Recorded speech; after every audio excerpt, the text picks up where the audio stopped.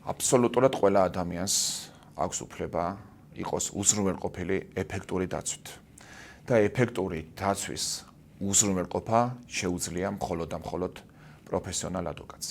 მე თავშიც თქვი და კიდევ გავიმეორებ, რომ ჩვენ ადვოკატები არ ვართ ვალდებულნი ნებისმიერ საქმეში ჩავერთოთ და ნებისმიერი პირით დავიცოთ, მაგრამ ძალიან ფრთხილად უნდა ვიყოთ და კარგად უნდა დავფიქრდეთ, მანამ სანამ ადამიანს, რომელიც მოგმართავს დახმარების თხოვნით უარს ვეტყვით.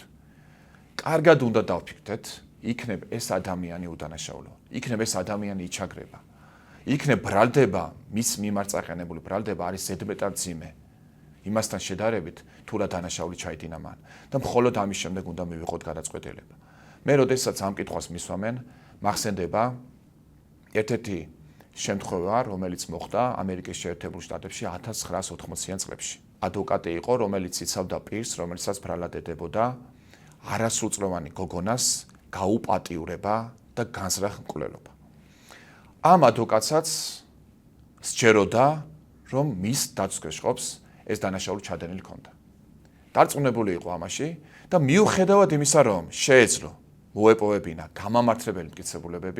გამამართლებელი მტკიცებულებები არ მოიპოვა. ფაქტობრივად არაფერი გააკეთა და იფიქრა, რომ მე რა ჩადენილი აქვს ესეთი დანაშაული, მე რა თუ მის მიმართ გამამტყუნებელი ვერდიქტი დადგება. ეს ბრალდებულიკო პროცესი აცხადებდა, რომ მას არ ჩაუდენია ეს დანაშაული და უთითებდა სულ სხვა პირზე. სახელს და გვარსაც კი ამბობდა, ვინც მისი თქმით ჩაიდინა ეს უმძიმესი დანაშაული. რა თქმა უნდა, ნაფისმა საჯულემა ეს ბრალდებული გაამტყუნეს და სასჯელის სახე იყო სიკვდილით დასჯა. სიკვდილით დასაჯეს ეს ადამიანი. მოგვიანებით კი, დაახლოებით 20-25 წლის შემდეგ ეს საქმე გადაისინჯა. შემდეგ უკვე ვინაიდან გენეტიკური ექსპერტიზის ჩატარების საშუალება მიეცა მხარეს და დადასტურდა, რომ ამ ადამიანს თურმე არ ქონდა ჩადენილი ეს დანაშაული და ტყუილ უბრალოდ უდანაშაულო ადამიანი დასაჯეს სიკვდილით. მხოლოდ იმის გამო, რომ მისმა ადვოკატმა არ დაიჯერა მისი უდანაშაულობა და მის ადვოკატსაც ეგონა, რომ თუ მე ამ ადამიანს ეფექტურად დავიცავ და გამართლდება, შეიძლება ამ უსასტიკესი დანაშაულის ჩამდენი პირი, ასე რომ ვთქვათ, გაექცეს საჭირს.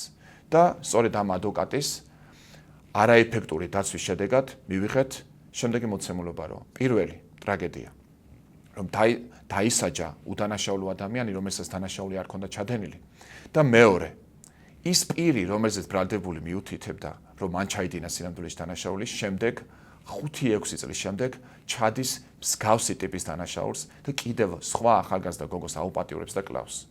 ანუ რა გამოდის, რომ უდანაშაულო ადამიანი დაისაჯა სიკვდილით და ახალი დანაშაულის ჩადენას ხელი შეუწყო იმ ვერდიქტმა, რომელიც დადგა მხოლოდ იმის გამო, რომ ადვოკატმა ეფექტურად არ დაიცვა მისი დაცვისკეშხობი.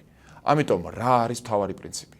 რომ თუ ჩვენ ჩავერთვებით საქმეში, თუ გადავწყვეტ, რომ უნდა დავიცვა ამა თუ იმ პირის ინტერესი, უნდა გავაკეთოთ ყველაფერი ამ პირის დასაცავად და ზერელეთ დაცვა ნამდვილად ძალიან დიდი მორალური დანაშაულია, რომლის უფლება ადვოკატს არ აქვს.